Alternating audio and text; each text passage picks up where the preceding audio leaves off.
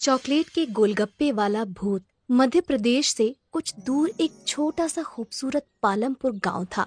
वहाँ छोटी छोटी नदियाँ थी, तरह तरह के पहाड़ थे और प्रकृति का बहुत खूबसूरत रूप यहाँ देखने को मिलता था। लेकिन इन सब के बावजूद पालमपुर की सबसे मजेदार चीज वहाँ हर साल लगने वाला बसंत का मेला था। कहते हैं कि पालमपुर में लगने वाला मेला इतना बड़ा होता था कि कोई भी उसे एक दिन में पूरा नहीं घूम सकता था। उस मेले में गांव वाले तरह तरह के खिलौने, कई तरह की मिठाइयाँ, न जाने कितने किस्म के खेल और अलग अलग तरह की खाने पीने वाली चीजों का ठेला लगाते थे। और इन ठेलों में से एक सबसे मशहूर ठेला था सुरेश चाट भंडार। 4 पहियों के इस ठेले पर सुरेश चाट पापड़ी, टिक्की और गोलगप्पे बेचता था। लेकिन बाकी सभी चीजों से ज्यादा लोगों को सुरेश के गोलगप्पे पसंद थे। मेले में हर रोज सुरेश ठेला भर कर गोलगप्पे लेकर जाता था, लेकिन शाम होने से पहले ही उसके सारे गोलगप्पे बिक जाते थे।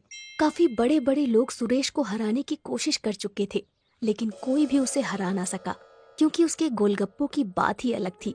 सुरेश के साथ उसका एक 12 साल का बेटा माधव और एक 16 साल का लड़का रोनित रहता था।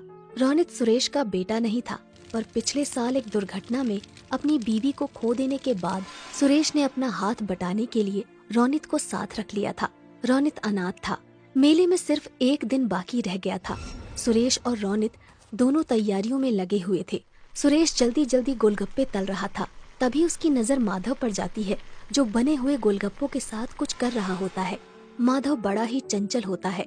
वो गोलगप्पों में कभी कुछ मिला देता तो कभी कुछ। माधव को देखकर सुरेश कहता है, अरे मेरे साइंटिस्ट अब क्या कर रहा है गोलगप्पों के साथ?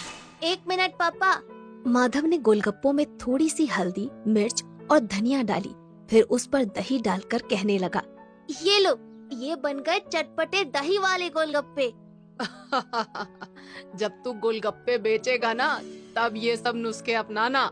अरे माधव, पढ़ लिख कर गोलगप्पे क्यों बेचेगा? क्यों, क्या खराबी है?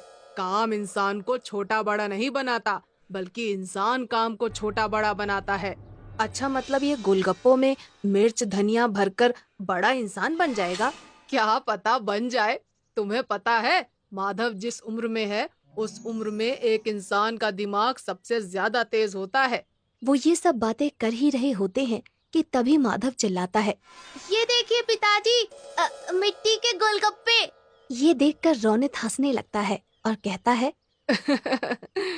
अगर गोलगप्पे में मिट्टी मिला देना दिमाग है, तो अच्छा है मेरे में कम दिमाग है। अच्छा चुप रहो, वो हरी वाली पोटली लाकर इस पानी में मिला दो। मैं बाहर काम से जा रहा हूँ, आते हुए रात को देर हो जाएगी। ये कहकर सुरेश वहाँ से चला जाता है और रोनित पोटली के पास चला जाता है। वहाँ 2 रंग की पोटलियाँ होती हैं, एक लाल और एक हरी। रोनित गलती से हरी की जगह लाल वाली पोटली उसमें मिला देता है। तभी उसे बाहर से कुछ आवाज आती है और रोनित बिना पानी को देखे ही बाहर चला जाता है। उसने ध्यान ही नहीं दिया कि पानी का रंग हरे की जगह काला हो गया था।